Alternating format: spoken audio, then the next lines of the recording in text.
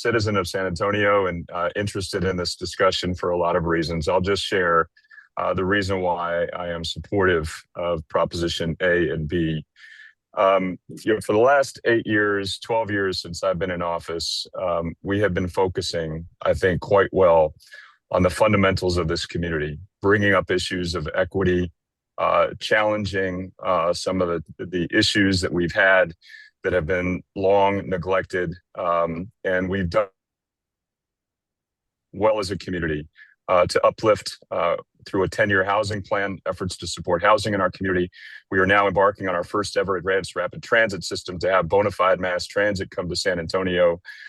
We are rebuilding our airport, and we are working towards a greener energy system. All these things have been made possible because this community has come together.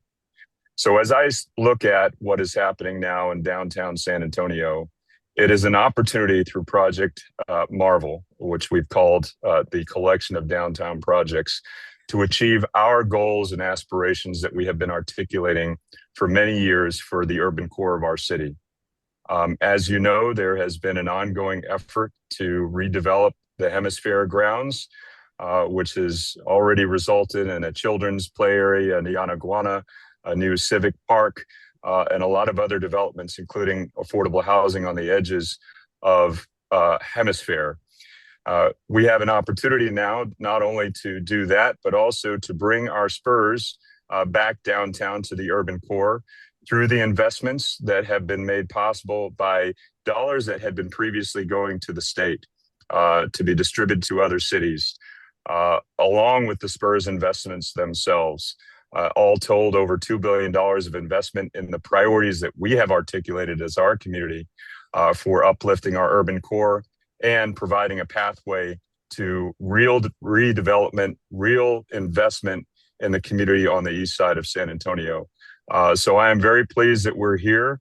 I think what is before voters in November represents a fair deal for all sides, one that protects taxpayers in our community by use of venue tax, hotel, motel, and car rental taxes, as well as the state share of taxes that had been previously being distributed to other parts of our community.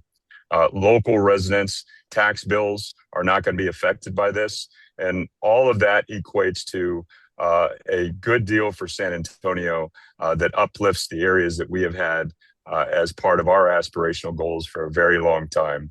There has been a lot of confusion about some of these elements, some misinformation, and I'm happy to answer any questions if there is time to do that. But I do hope you listen and seek out answers to the questions that you may have.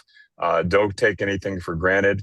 But I'm looking forward to being out there with you and continuing to elevate our community and the things that we have articulated for so many years. So thank you all very much for being here, and appreciate all the work that this party and you chairs have been doing.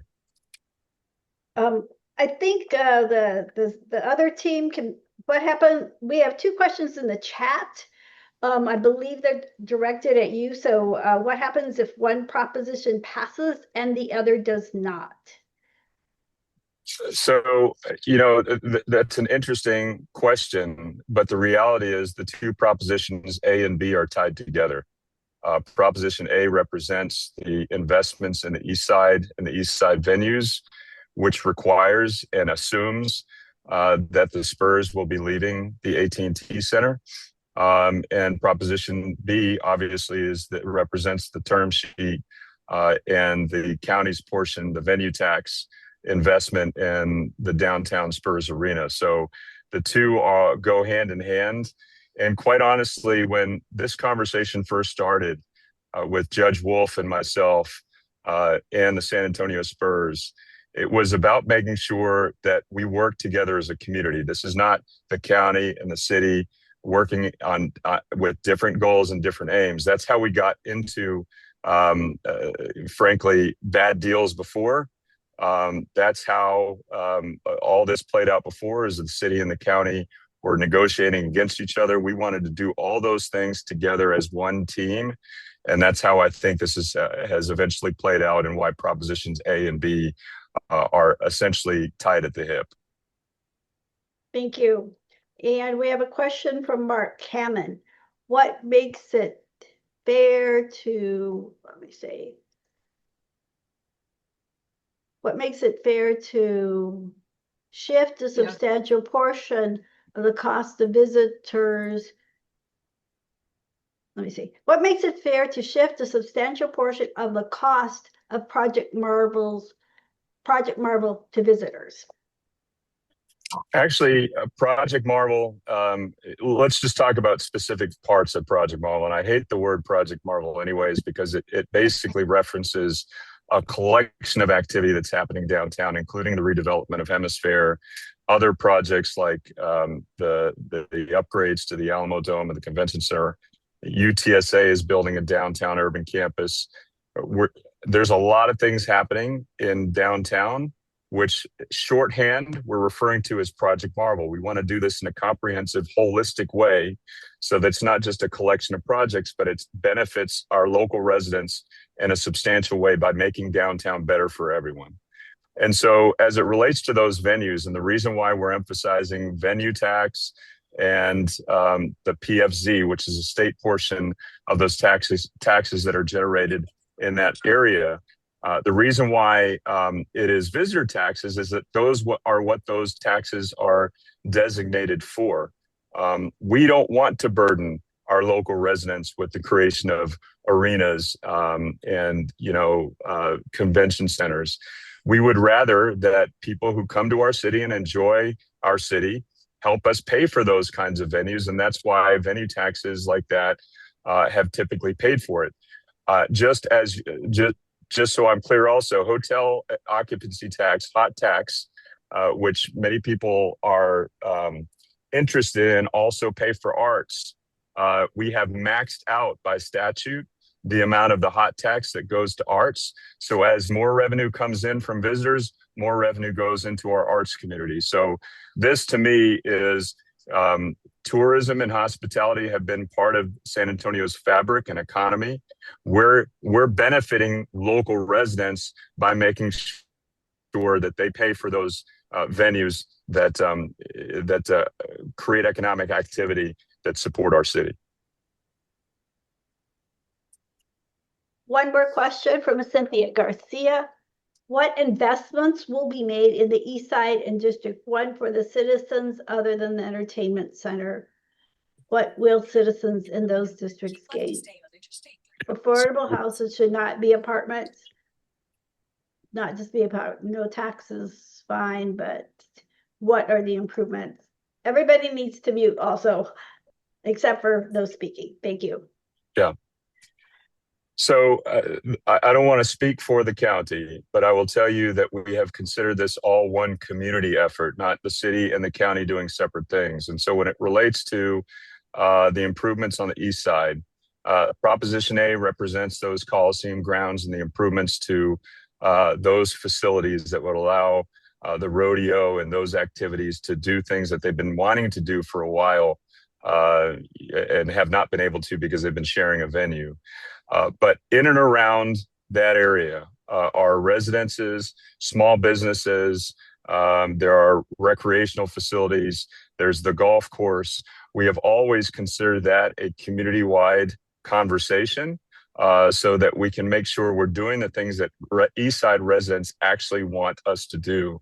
So I will tell you that as we move forward here, my expectation as a resident of San Antonio is that we deliver the East Side the actual facilities, housing, and commercial opportunities that they've been waiting for, frankly, for 30 years.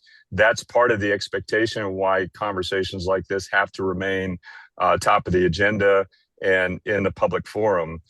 That would be my expectation moving forward. And, as a citizen, I will continue to be engaged in that. And one more for you. Tourism traffic is down. What is the response from Project Marvel supporters to this from Kathy Bales, Market Square Merchants Association, who went public not supporting a new downtown Spurs Stadium, primarily because I'm sorry. Okay. I'm sorry, Linda, could you repeat that from the start? Okay. From Kathy Vale, she says that tourism traffic is down. What is the response from Project Marvel supporters to Market Square merchants who went public not supporting this project?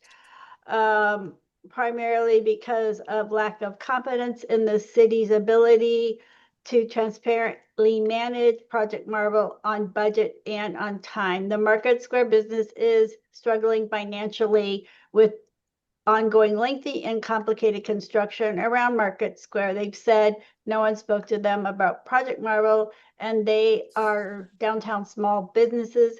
We see the Riverwalk businesses are also very concerned with the 11% downturn in Riverwalk traffic. Okay. So there's a lot there. Let me try to address it quickly because I know Andrew wants to make his presentation.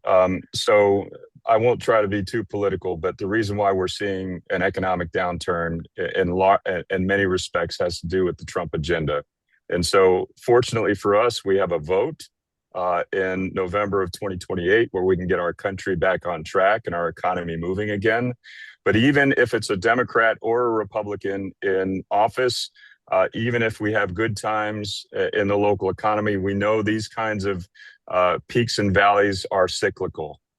Tourism is down right now. I think it's artificially down because of the crisis we've had in leadership, but we know it's going to come back. And the estimates that we make with regard to revenues for the city each year are conservative, and that's why we obviously make adjustments each year to balance our budget. So with respect to Market Square, it's on the other side of downtown from this area. Not completely, but it's quite a distance. I will tell you that small businesses gain to benefit when increasing economic activity happens in our downtown community. That's going to be a result not of Project Marvel, but of the UTSA downtown campus. The problems that we have had in Market Square are many, and we've been working on those problems for quite a while. Market Square itself, the facilities have needed significant upgrades, and we've had lease modernizations for those Market Square tenants who have had difficulty in revenues for well over a decade because of failing infrastructure in Market Square itself. That's a completely different issue than Project Marvel, and frankly, the city council and this mayor have to remain committed to improving those. We did. It's painstakingly slow, and that's because it's not been done. All the construction delays that you're seeing, with some exceptions being bad contractors who aren't fulfilling their end of the deal, in which case we cure those contracts. Most of those delays are the result of lack of investment in the past. And we're digging up infrastructure that's 200, 300 years old, and we're finding things that are not on any map. And so it takes some time. But I'll tell you that the solution to that delay and the challenges that we're experiencing on timetables is not to not do those investments. We've got to get them done. And so it's going to be, some of this is taking more time than we want, but we're making progress. Eric is also modernizing the public works organizational structure. That's going to help. We're doubling down on workforce so that we have more contract crews available to do the work. But it's going to be a long-term effort. Market Square, the solutions to Market Square, though, are not going to be found by an up or down vote on Project Marvel. Thank you. Well, thank you so much for your time. I It's good greatly to see y'all. appreciate, yes, it's awesome having you here. Thank you so much for your time this afternoon here. Thanks, y'all. Have a nice evening. We will be moving on to Andrew Solano from, yes. Thank you. Thank you for everyone again. Andrew, I know many of you, it's good to see you. Thank you for making time on a Sunday evening. I am representing the Win Together campaign on Proposition A and B. I am the political director for the campaign. I would like to address really quick, because my slides are pretty short. I want to really make sure I give you opportunity to ask as many questions as you want. But specifically to Kathy's question, that's a great question. Two things. I've actually met with some of the merchants as well as in Southtown.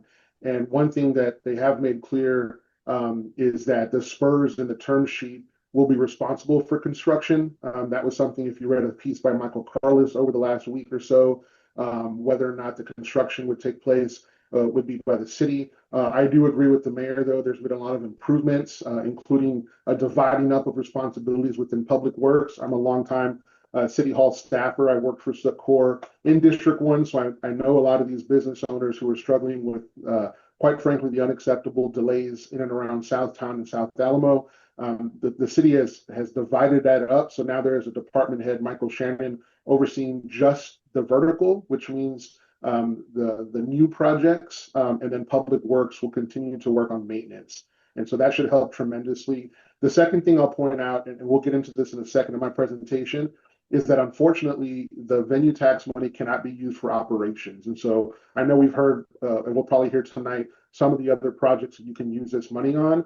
An example the state actually gives from the comptroller, specifically around arts, is that you can use some of the money eligible if it's going to increase tourism on actual events. So, if there is a Dios de los Muertos event, Muertos Fest, something like that, you can actually do some of that, but you cannot use it for operations, unfortunately. And so I think that's one of the misconceptions we've been trying to work with the Market Square merchants on, is that they've talked about funding for the actual square, and that's just not something that's eligible. So Linda, I know I gave you some slides. If you're able to put those on right now. Yes. Again, I think only 5 or 6. I'll go through very quickly. Okay. Is it showing? Okay, it's showing. Yes, ma'am. Thank you. So we can go to the next slide. This is, again, the Win Together campaign, put together jointly by the San Antonio Sports Show, Stock Show and Rodeo, as well as the Spurs. And so just to be very clear, so we're all on the same page, what a yes vote means, again, a lot of the attention's around the arena, but there is quite a bit around that will go to the expanded rodeo, specifically about $200 million that would go. The mayor alluded to it a second ago, but there were a lot of promises made, but quite frankly, there was nothing in writing. A lot of the lessons that were learned from those past deals, like the Alamo Dome, and specifically at the time the SBC Center, were that the only thing in writing was how much that they would pay for the actual arena, and that was it. Everything else was just kind of hoping it would happen.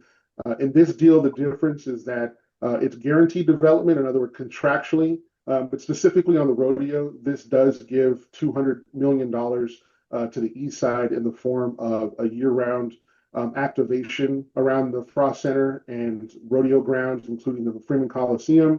And I will not speak for the judge, but I can tell you something that I heard him say as recently as yesterday, in that the judge and the rodeo want the Spurs out of the arena.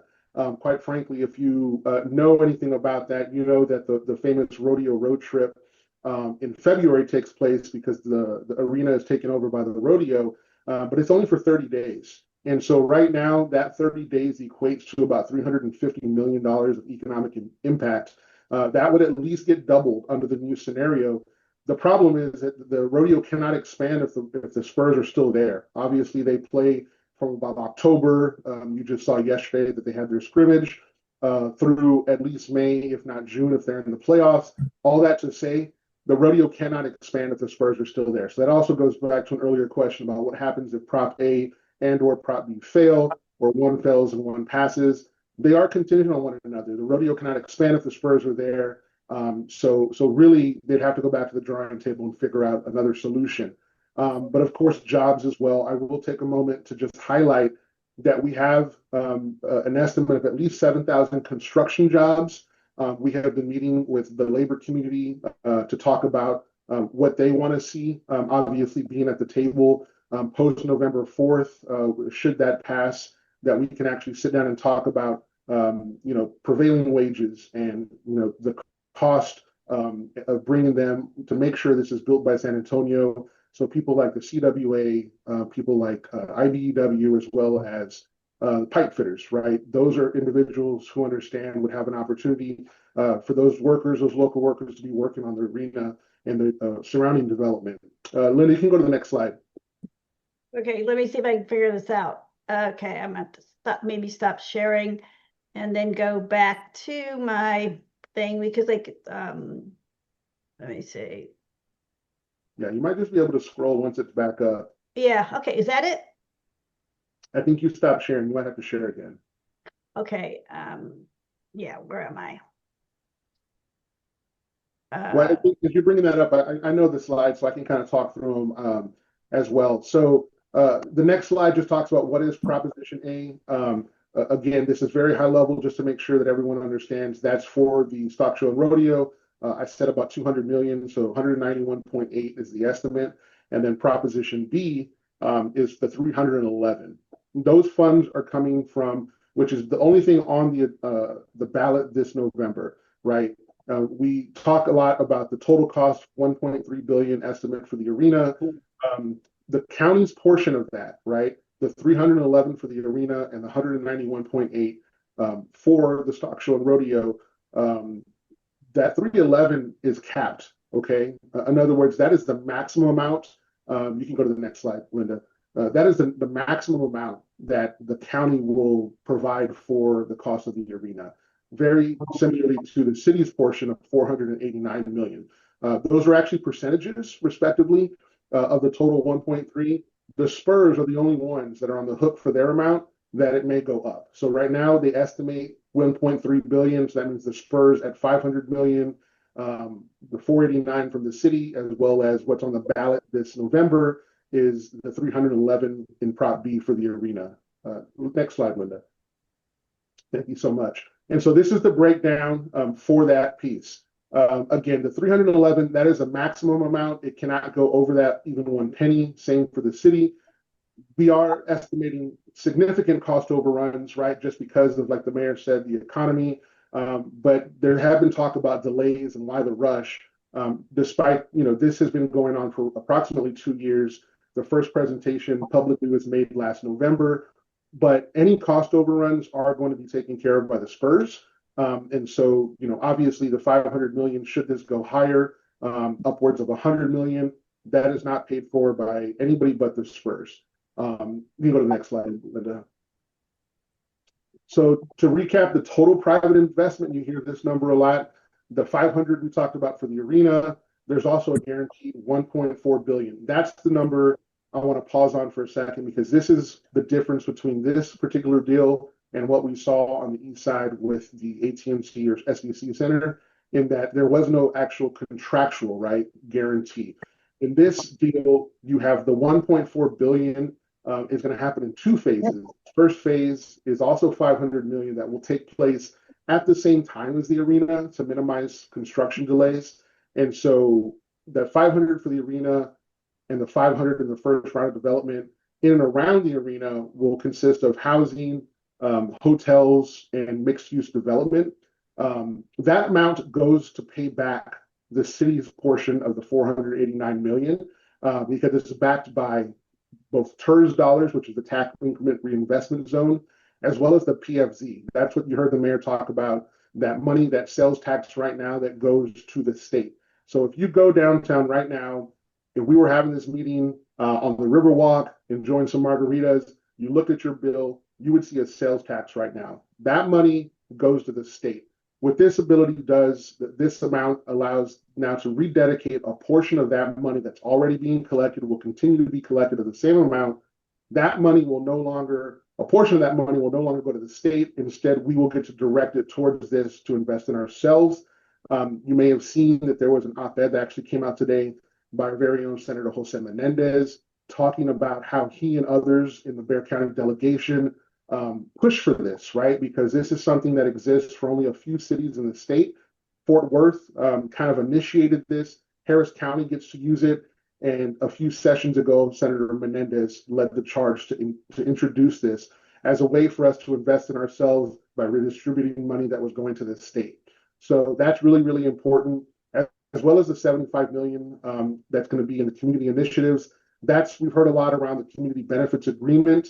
That is an amount that's going to be going specifically to city council. Every year, it'll be $2.5 million over the life, right, which is 30 years.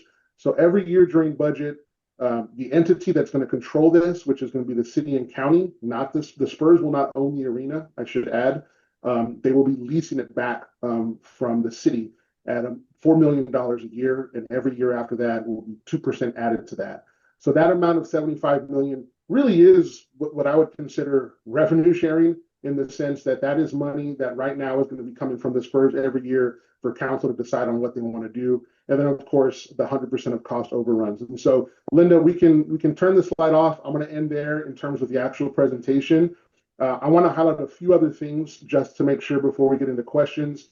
I want, if anything, that we leave today to just stress that when I get up here and tell you and make a presentation that this is going to be $0 from taxpayers, I want you to understand what that means. That means zero money from our property taxes, right? Our renters who are paying through their apartments, and also sales tax.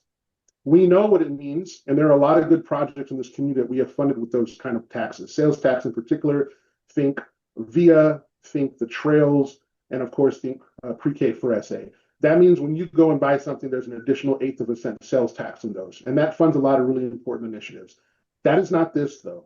Our sales tax and our property taxes are not raising. The only tax that when you go into the ballot box and you see where it says it's state mandated that you will be paying, this is a tax increase, is on the visitor's tax. So let me explain what that means.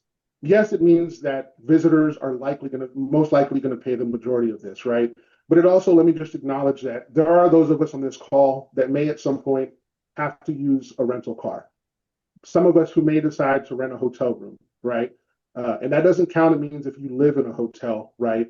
This is talking about if you're staying in a hotel a couple of nights, you will pay that additional charge. In this case, it's going to go from 1.75%. So on a $100 bill, that's going to be $1.75 currently right now that gets taxed on there to someone in a hotel or motel room, and then 5% on a car rental. You will pay that. Understand. If you are building in Hemisphere at some point in the future, some of those property taxes where you build will go back to the TERS and will help pay for this. Or if your last name is Holt, right? The Holt family who are the managing partners with the Spurs. Those are the 4 categories of people who will be paying for this. So I just want to be very clear that when we say that taxpayers are going to be shelling the bill on this, it's just not true. And then the second piece is just to clarify around the money that can be used from these projects. It's a 2-step process, okay? The Texas Comptroller, the Texas Municipal League, TML, which is a bipartisan group of local legislators and elected officials, refer to this as the Texas 2-step, right? So they make it very clear for cities to understand. When you go out and try to use these type of venues, the hot tax in particular, hotel occupancy tax, there are 9 categories that you can spend it on, right? It is to generate revenue for these type of venues. You will hear that there are other ways to spend this money, but it's very, very important that you understand that it has to increase hotel night stays. In order to be eligible, they call it, and I like to use this analogy because it's very easy to understand, heads in beds. Is this project that you're going to spend this money on going to put new heads in beds? In other words, increase hotel night stays in the county or the city. If it doesn't, if you cannot prove that it will do that, and let me be clear, when I say you cannot prove, in the legislation, it says that you have to send a report every year, annually, to the comptroller, proving how you're spending the money and whether or not it is putting heads in beds. If you cannot prove that, the comptroller will not reimburse the county for that project. In other words, you will no longer be eligible. In fact, there have been projects in the past who have been used this money, particularly around the soccer fields we hear a lot about. Once those projects no longer are increasing tourism, which I get, I've been in a lot of these council offices before where we get complaints about a new complex or new sports fields where there's not enough days to rent them because out-of-towners are using them. I have to unfortunately go tell them, well, that's what they were built for. Because if a majority is not being used by tourists for soccer tournaments and stuff like that, then they won't get funded. So you're kind of in a catch-22, right? On one hand, it's nice that we get new fields. It's also hard to go tell that community in the West Side that you actually can't use it for a considerable amount of time because it's being used by tourists. And so I just want to make sure it's not as easy as saying that this is eligible. It has to make sure that you're putting more hotel night stays. And so I just want to clear up those 2 big misconceptions before we jump into the questions. So I know there's a bunch here in the chat, so I'm going to go through those first. But if anybody has a question they want to just ask me, feel free. So Annabella mentioned what kind of housing. The housing part hasn't been decided yet. There's many things that haven't been decided. November 4th really is just the beginning of this. The term sheet allowed the city council, when they approved that with those stipulations in there as a framework, were just to allow us to understand more or less where that money was going to be coming from and where it would be spent.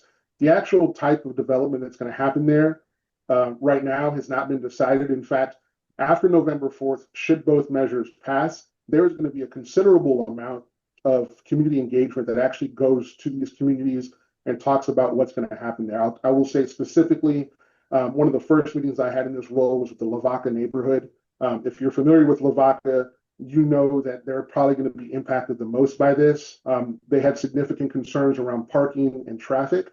And what I shared with them is what I'll share with you, in that once this is approved, should it be approved on November 4th, they're going to be one of the first groups that we meet with to talk about what it means for their neighborhood in the close proximity, specifically again around traffic and parking.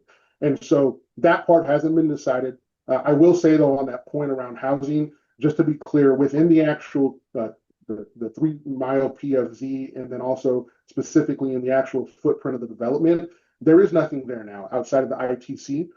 There is no housing. And so there is going to be nobody that's displaced from any construction that's going to take place in the actual 24 acres that includes the arena. Okay, because right now it's either undeveloped land or it's something else that is not housing that would be utilized. Let's see. So affordable housing, agree. No gentrification in that specific area. Again, in Lavaca, I've met with Dignity, I've met with Denver Heights. They're all aware. They've already dealt with some of that, and so they will definitely be at the table when it comes to talking about that. Same thing, raising taxes, property value. Obviously, those are things that this city council is going to have to be sensitive to, as well as the county, as we move forward. Who will be responsible for the infrastructure? So that is actually going to be part of a future infrastructure bond you may have heard of already, which is $250 million estimated. That amount, let me just be clear on this, that has to happen regardless if the arena is built at the corner of Cesar Chavez and 3037. If any of you have been to a UTSA graduation, a UTSA football game at the Alamo Dome, a concert, you know, that's something Lavaca shared with me.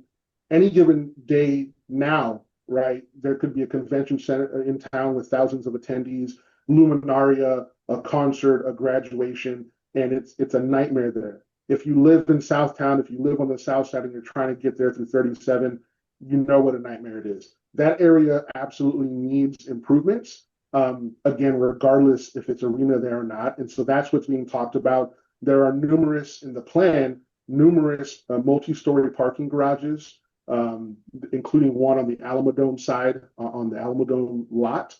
I'll also note there that the Spurs have been working with VIA for the new arena, that a significant amount of tickets, I think right now the number was 2,000, would, if you purchase those tickets, allow you to use VIA Park and Ride for free to encourage people to ride the bus to the game. And so that's important too. And that does include infrastructure, parking, electric, water, sewage, all of that. Does the money contributed by the Spurs include the players' salaries? Adelphi, I may need you to help me on that one. Are you saying, like, are the Spurs players helping? If that's the question, no. But it does bring up a good point. Right now, the funding model for the NBA, this is for any team because it's in their collective bargaining agreement, their CBA, because they are a union for the players. For every dollar that a team makes, 50 cents or half of that goes to the players through their association. So the revenue really is half of that. So for every dollar, 50 cents goes back to the Spurs, 50 cents automatically goes to the NBA and the Players Association. And so in that sense, they are on the separate side of that. And then this is the actual revenue piece. But it's really going to be the whole family who are going to go out and, you know, ultimately have to take out loans and guarantee this money. That's why I was saying earlier. do you still want to answer all the questions and because I know we're running out of time, or do you just want to there's some yeah, so, Yeah. so if you would just want to look, so it's something. Linda, if you want to, I can take these questions and try to send something out afterwards. If you want to look at the chat and tell me like specifically if there are ones There's that, I think some of them what is okay, so I know there's just comments, which is really, if there's very specific questions about finance, okay. like the TERS to pay for infrastructure and the 24 Let me acre. answer the one from Adelpha because I think it's important about paying off early. Alamo Dome is actually paid off already, and it was actually paid off early at the time. And so it does cost money to run the Alamo Dome and the convention center.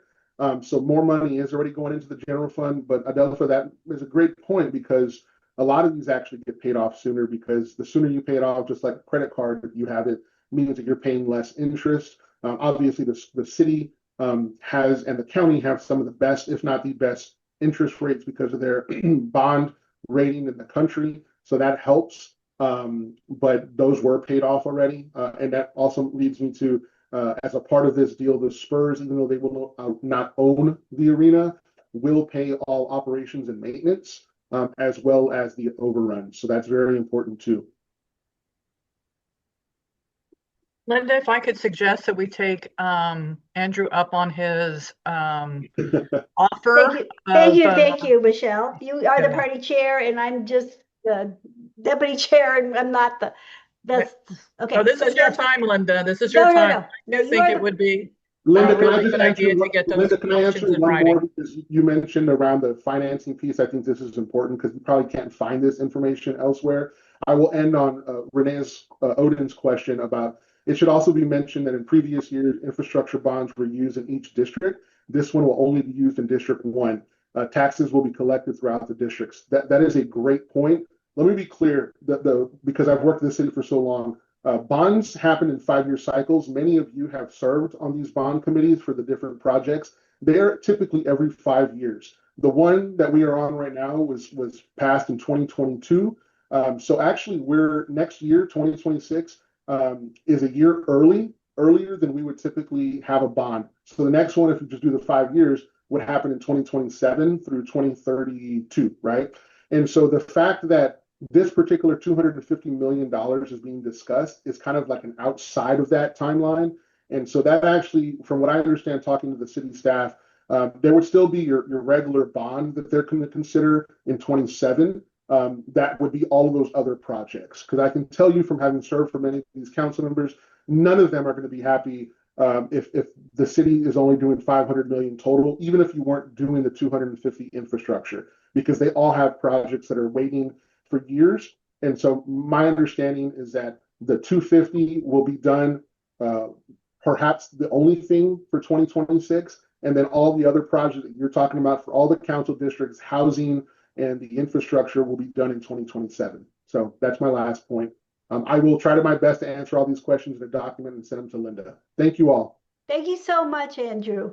Okay, so now we are going to move to our next guest, who is now we will move to our next guest, Anthony Cruz. Take it away, Anthony. Hello. It's so nice. It's kind of weird to be the deputy 4 chair going into a deputy 2 chair meeting. Linda, would you mind pulling up my presentation, please, ma'am? No problem. I think I have it. I appreciate it. Let me refresh my screen. Okay. All right, let's begin. Good evening, everyone. My name is Anthony Cruz. I am the deputy 4 chair for the Bexar County Democratic Party. And I am going to provide information as to why I am against Proposition B. And so, Linda, would you mind going forward? And so really the crux of my argument is that as it stands right now, the term sheet was not negotiated transparently. There was no transparency. It was negotiated between city staff and the Spurs organization starting as far back as 2022, and with no community engagement. And for many of us, first we heard about it was November of last year, and it was a completed project. And transparency is incredibly important to all of us. We're seeing it now with the Trump administration, where we're seeing shady deals being done with tariffs and so many other things. And San Antonio is one of the most economically segregated cities in the United States. The Express News recently put out a article stating that we're also one of the poorest. And when it comes to development must be done with the community engaged. And my friend Andrew would be very quick to say, there were public input sessions done, 2 in every district, and that's correct. This was done with a complete plan where people's concerns and even suggestions were not implemented because the plan was complete. Can we go to the next slide, please, ma'am? And on top of this, two of the biggest owners of the Spurs organizations are MAGA billionaires. And working with billionaires in businesses is not new. It is not, it's a part of life, right? But understand exactly who will be benefiting from this deal. It will be Mr. Joe Gebbia, the co-founder of Airbnb, who is also a part of Doge. Because of his active, and I mean truly active part of Doge, he was removed as the CEO of Airbnb, not the CEO, the president of Airbnb. For anybody who was, or who knows a federal employee, we can all see the damage that Doge has done. Then we have Mr. James Leninger from the Texas Public Policy Foundation. They were part of the advisory board that created Project 2025. But the point about this isn't just about 2 men who genuinely want to harm people of color, women, and everybody else. The point about this is our city. Linda, can you go to the next slide, please, ma'am? What will happen if the county passes Proposition B? It's going to start a domino effect. And I don't mean like immediately everything's going to push through. Things have to happen per the term sheet. So as you can see here, not only will the county venue tax pass. That's what happens when you pass Proposition B. But then we have a city infrastructure bond. I've heard today now it's 250 million. Per the city, our maximum is 500 million. That's 250 million that's 50% of our entire bond for the 7th largest city in the United States. On top of that, it'll be another 100 million to move the Solace cooling plant. That's actually going to have to come from the general fund. And then on top of that, even further, per the term sheet, the city is on deck for 600 million. That's the top value. That's the top number of renovations in 13 to 15 years. What it specifically says is on a funding mechanisms to be agreed by the party.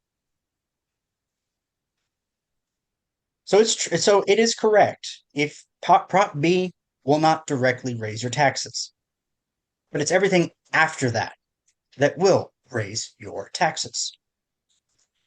Okay, next slide, please, ma'am. And what about the bonds?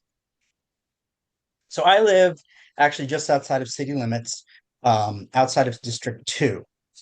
Has anyone ever driven up Redmond Road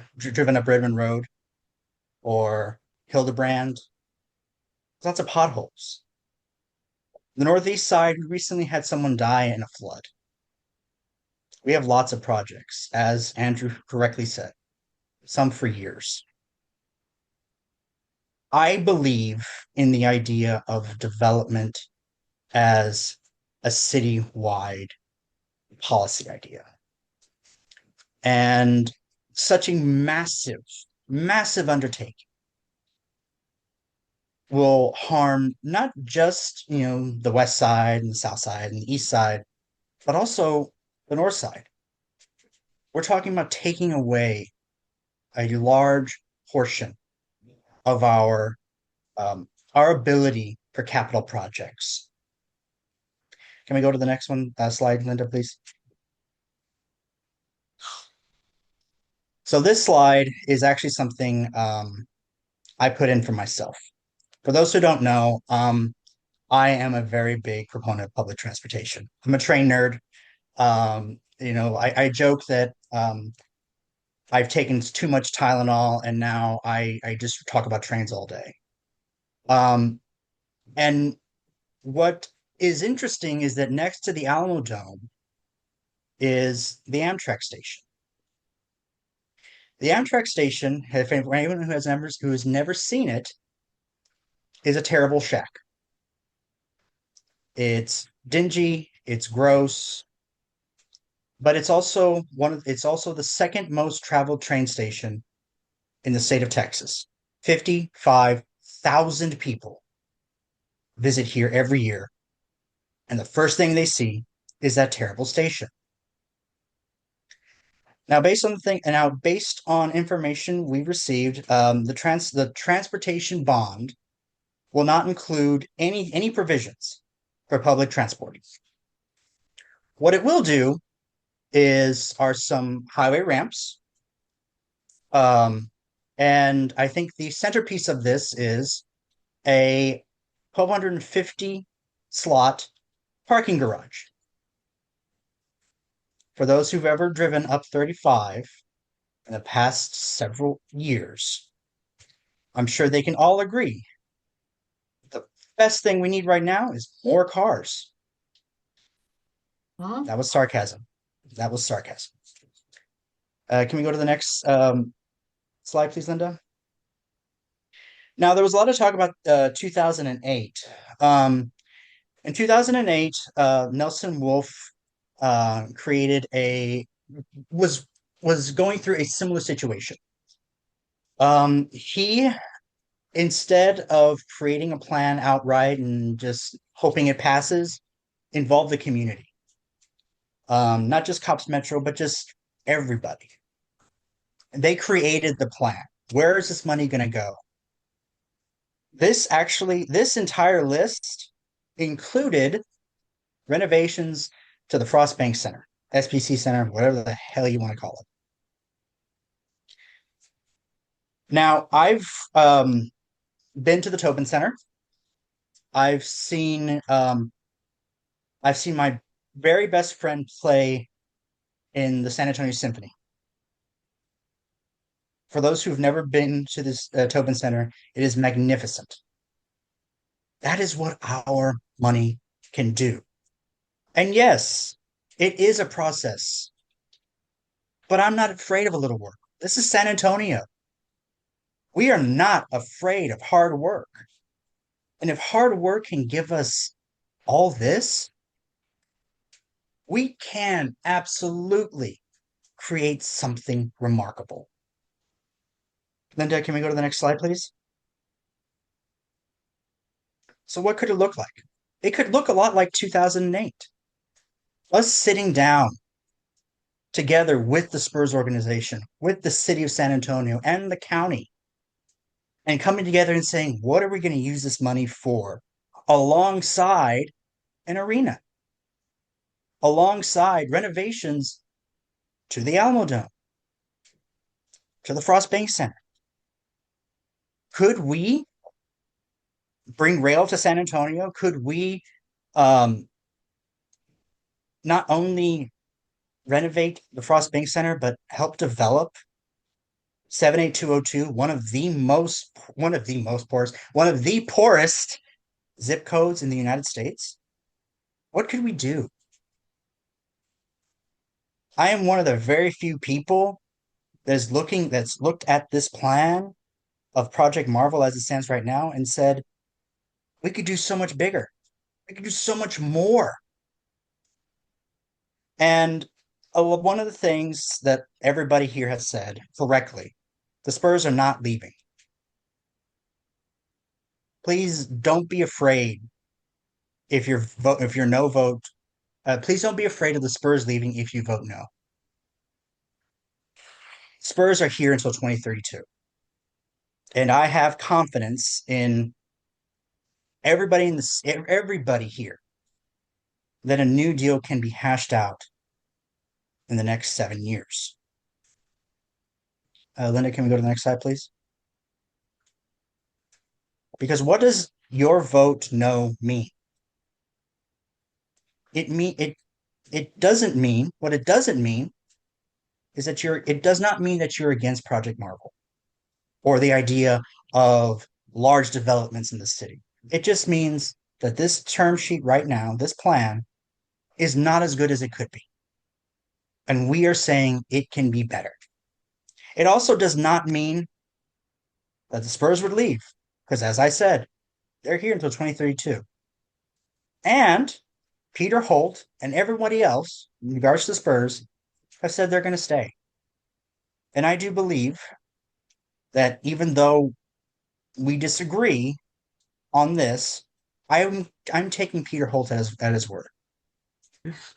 And finally, a no vote does not mean that the Democrats that are currently supporting this, who voted for this in council, in county court, and even every one of our friends here is a bad Democrat. It means that we disagree on this one policy.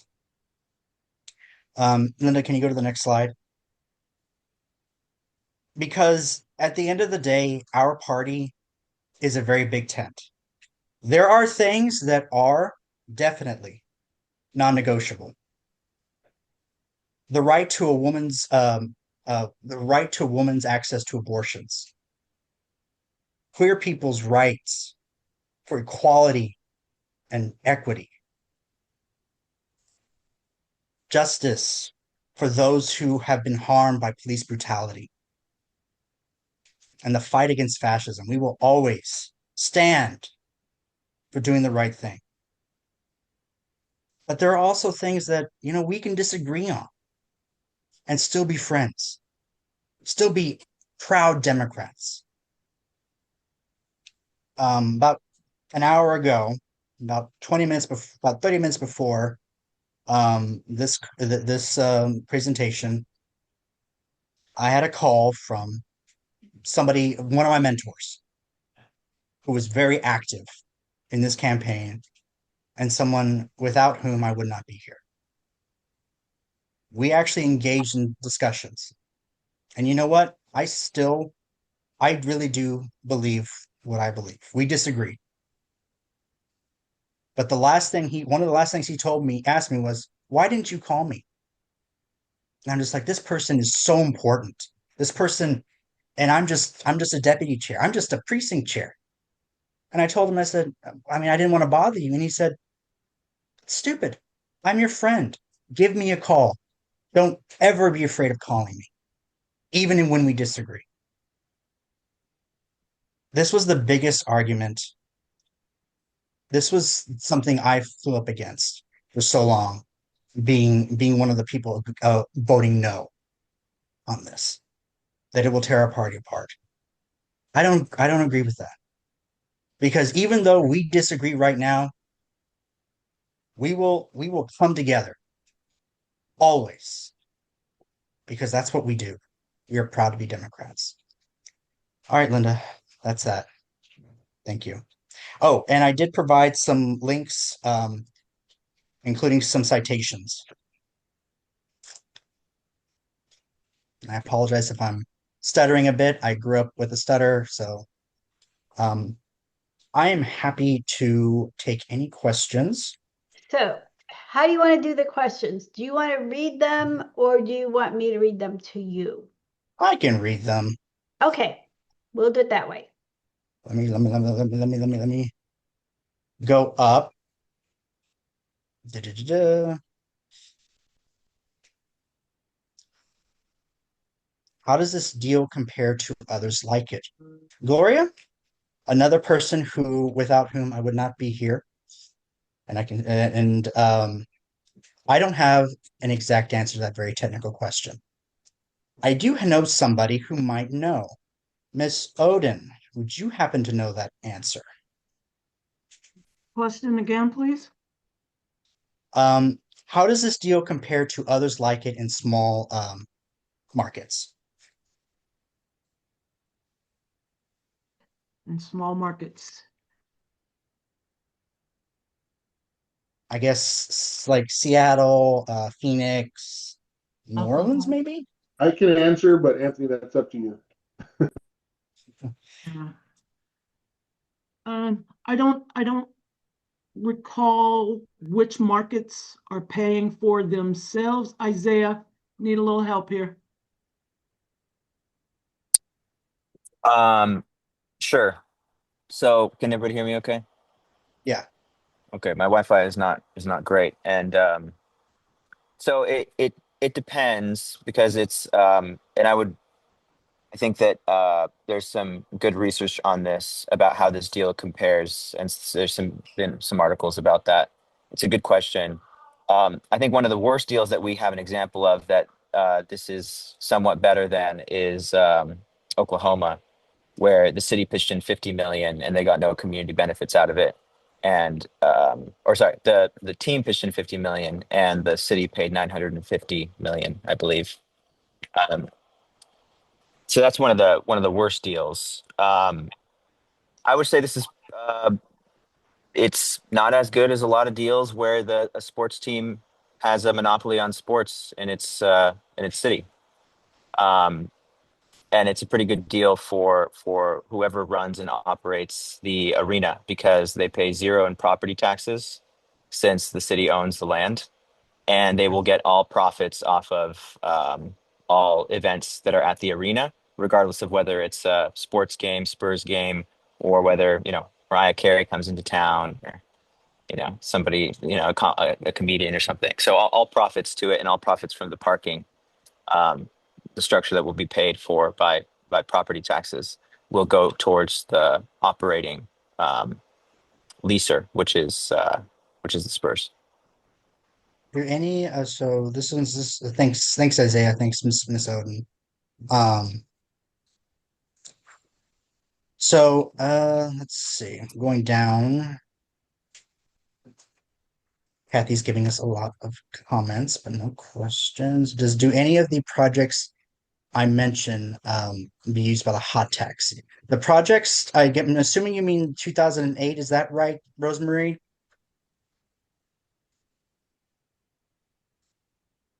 Yes. Yes, okay. So I mean the projects that you talked about, infrastructure and other areas. I know that only art, entertainment, so I'm not very clear on that. So sure. please educate me. Thank you. So chapter 334 includes, I could grab it. Includes so it defines a venue as anything that the thing like Andrew said, anything a tourist can use, give or take. It includes sports fields, it includes um like a flood not flood plains, flood management. So that's how we got, so for example, the river museum reach and river road reach, not river road reach, river, yeah, river reach. Um So it's chapter 334. So it's not the hot tax, it's the county tax, like the county venue tax, excuse me. Okay. Do any of the projects proposed by Cobb's Metro meet the legal requirements established by statute? If so, how? I am not a part of Cobb's Metro, but I'm sure that Isaiah is. I'm pretty sure he can answer that question. I don't know. We haven't proposed any direct projects. We've only said that there should be a similar process as in 2008. I think it would be presumptive for anyone in Cops Metro to put together a plan that should be done instead of Proposition B, since the plan in 2008 was made with an open citizens advisory board that held meetings in all precincts. So I think instead of advocating for particular projects, we're advocating for an open process. Thank you, Isaiah. Emily, long time no see. Does the community benefit if Prop A and B fail? Does the failure of Prop A and B solve historical inequities? I will tell you that currently I am only against Prop B. I do think that I do think the Frost Bank Center does need renovations. So I'm only talking about Proposition B here. But let's talk about what happens, like I said, if Prop B fails. What it means is that we're gonna negotiate a new deal. It means that the community will be involved in the negotiations and will create a deal that will directly benefit these communities that have been affected by historical inequities. What that exactly looks like, it depends on the community. I'm not here to create something ex nihilo here, but directly, I think if Prop B fails, we have a chance to create a plan that will actually actively start addressing more historical inequities. And let's keep going. Our costs to nonpartisan organizations. Can we have a copy of the presentation? Yes, I will send that to you right away. And I think that's the last question. Linda, thank you so much for letting me speak. Andrew and Ron, just wanted to thank y'all for y'all. Yeah, there's something I really do have to say about everyone here. We're really all trying just to advocate for our communities. We're trying to do the best thing possible. I meant what I said. We disagree. That does not mean I think you're a bad person. Does not mean that you're a bad Democrat. It just means point blank, we disagree on this one thing. We've disagreed before, we'll disagree again. And just thank you all for everybody here. Thank you all for coming here and listening to all of us. Okay, well, thank you so much, Anthony, and thank you so much, Andrew. I greatly appreciate you being here today, and I hope everybody's questions were answered. And I hope everybody, will feel comfortable making the decision that they're going to make. Or when you've made that decision and when you're talking to voters, you are able to articulate your talking points eloquently. I'm not an eloquent speaker, so that's anyways. So Andrew has put his email in the chat.